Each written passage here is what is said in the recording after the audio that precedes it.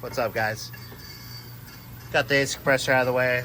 Moved the other hose, or the radiator hose,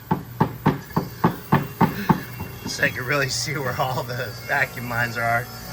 My God, I'm just working. Yeah, are you working hard over there? Nice. Good.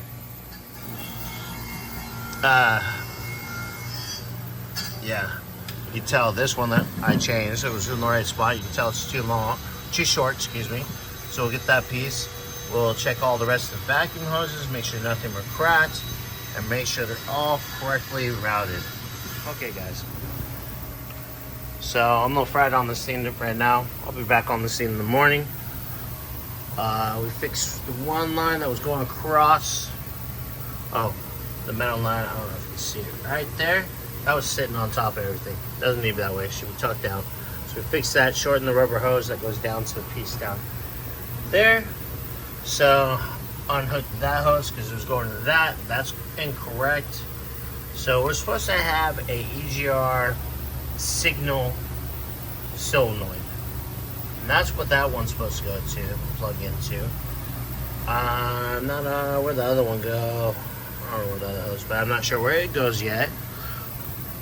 So we're working on it. It's just vacuum lines on an old 80s car. It gets wild. I've seen worse.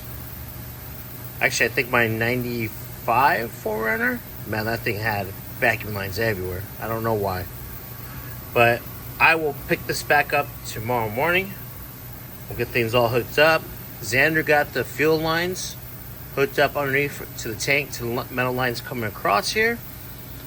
I think the charcoal canister's underneath that battery, so unfortunately I'm gonna have to undo all of my nice work over here and double check everything over there and where they're going.